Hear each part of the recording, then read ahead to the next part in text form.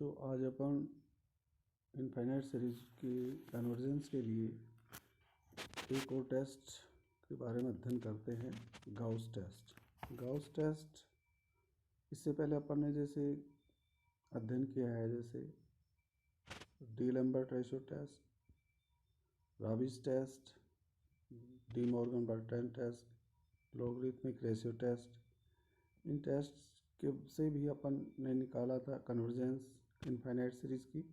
आज अपन जैसे देखते हैं गाउस टेस्ट। गाउस टेस्ट में क्या होता है, जैसे un क्या है, जैसे धन पदों की श्रेणी है।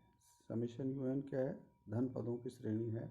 और इसको अपन इस तरह से लिख सकते हैं, जैसे un upon un plus one. इस सीरीज समेशन ऑफ un, इस सीरीज का nth टर्म और n प्लस वन टर्म का जो रेशियो है वो इस रूप में लिखा जा सकता है, alpha plus beta by n plus gamma n upon n raised power p, जहाँ पे इसमें अल्फा इज ग्रेटर देन 0 है और p इज ग्रेटर देन 1 है और गामा n का एक बाउंडेड सीक्वेंस है।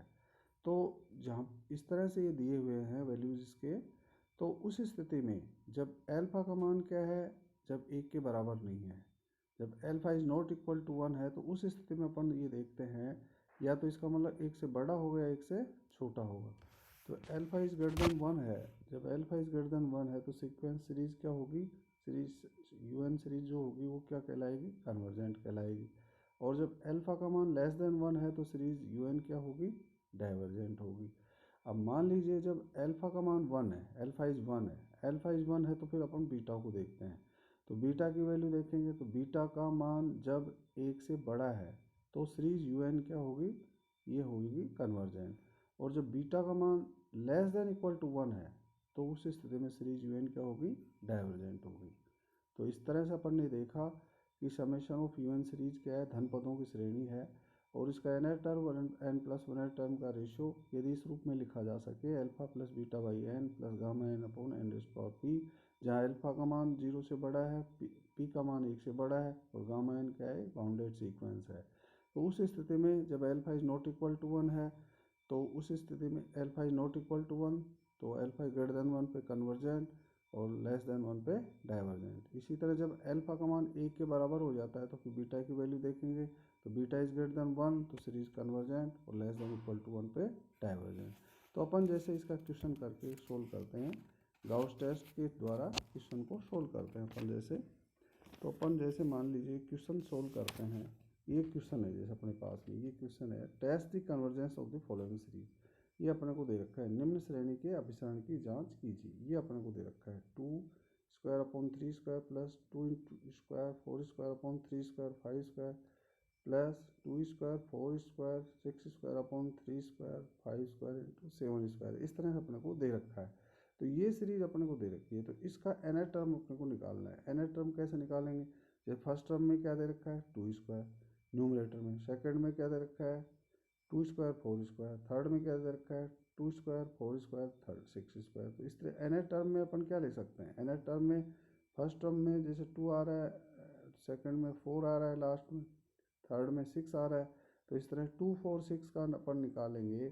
तो उस तरह से nth टर्म n tn बराबर क्या आएगा, tn बराबर a means 2 n minus 1 into d means 2। तो इस तरह से जो अपन देखेंगे तो ये nth टर्म में क्या आ जाएगा, 2 square 4 square into 6 square up to 2n का स्क्वायर।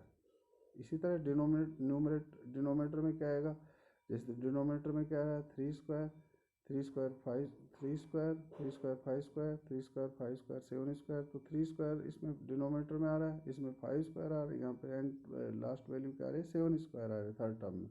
तो इस तरह से nth टर्म में क्या आएगी, तो ए टी एन बराबर वही सूत्र लगाएं, a plus n minus 1 into d, तो a means 3 plus n minus 1 into d means 2। तो उस तरह से इस तरह से इसको सोल्व करेंगे तो इसका वैल्यू भी क्या आ जाएगा, ये आएगा 2n प्लस 1, टी एन बराबर 2n प्लस 1। इस तरह से nth टर्म को अपन क्या लिख सकते हैं, इस दी हुई सीरीज के nth टर्म को अपन ऐसे लिख सकते हैं 2 square 4 square into 6 square up to 2n का whole square upon 3 square into 5 square into 7 square up to 2n plus 1 का होल स्क्वायर, ऐसे अपन इसको लिख सकते हैं। अब जब अपन इस टेस्ट को लगाते हैं तो इसके n प्लस वन टर्म और निकालेंगे, n प्लस वन टर्म के में क्या आएगा, एन की जगह एन प्लस वन लिख देंगे अपन इसमें।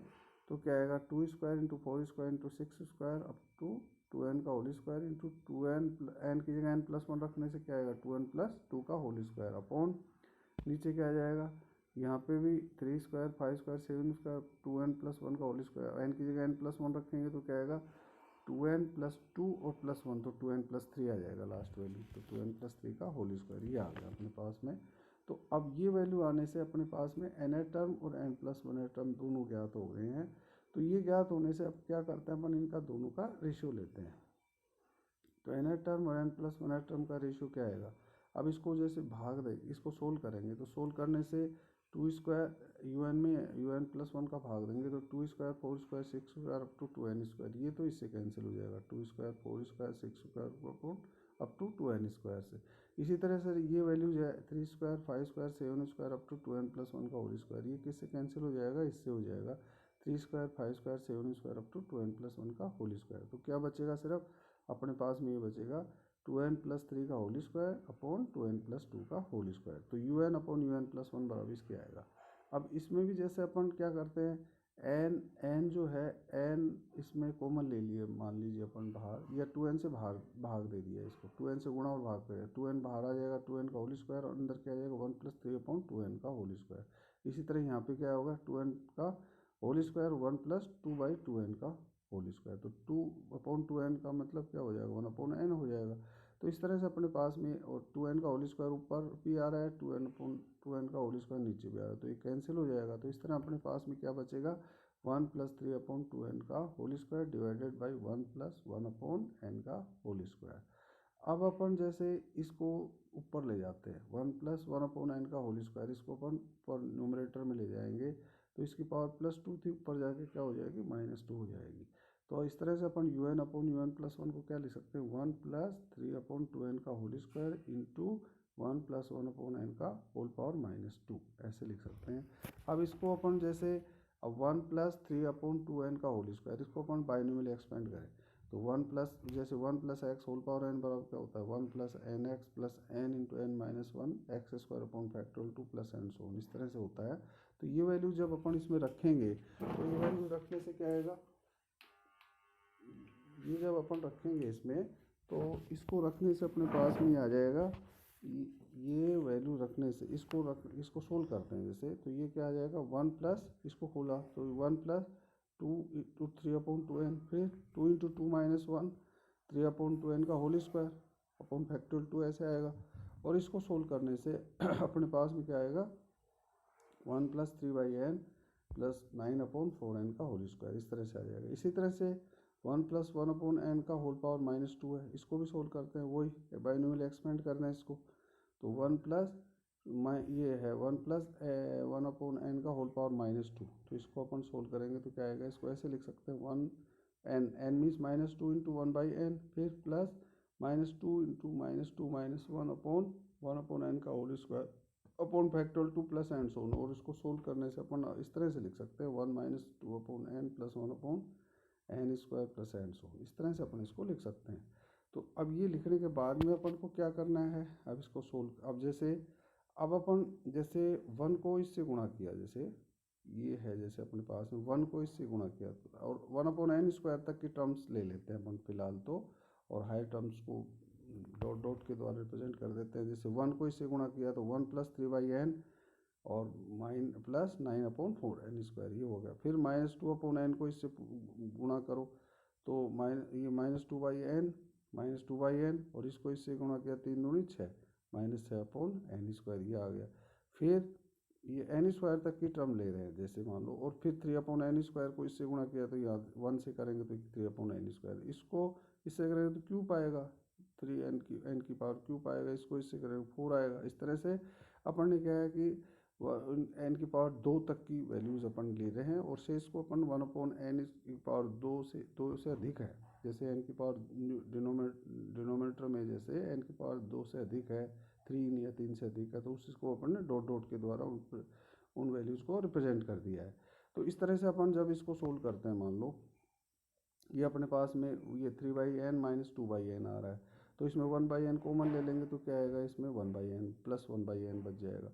अब इसमें जैसे ये अपने पास में ये आ रही हैं वैल्यूज़, तो इसमें 1/n² को कॉमन इस लेने के बाद में जब इसको अपन सोल्व करते हैं तो इसको सोल्व करने से अपने पास में क्या आएगा, इसको सोल्व कर लिया जैसे मान लो, तो इसको सोल्व करने से अपने पास -3/4n² इस तरह से आएगा। और लिमिट n टेंस टू अपन क्या लगा देते हैं, लिमिट n टेंस टू इसमें वो लगा देंगे, ये अपन इसमें लगा देते हैं, ये किस फॉर्म में आ गया, जैसे ये इस फॉर्म में आ गया, एल UN/UN+1 बराबर क्या आ गया, alpha plus beta by N plus gamma n/n⁴p। अब n की पावर p बराबर यहाँ पे अब अपन देखते हैं कि अल्फा बराबर 1 आ रहा है और बीटा का मान क्या आ रहा है, 1 आ रहा है, बीटा इज 1।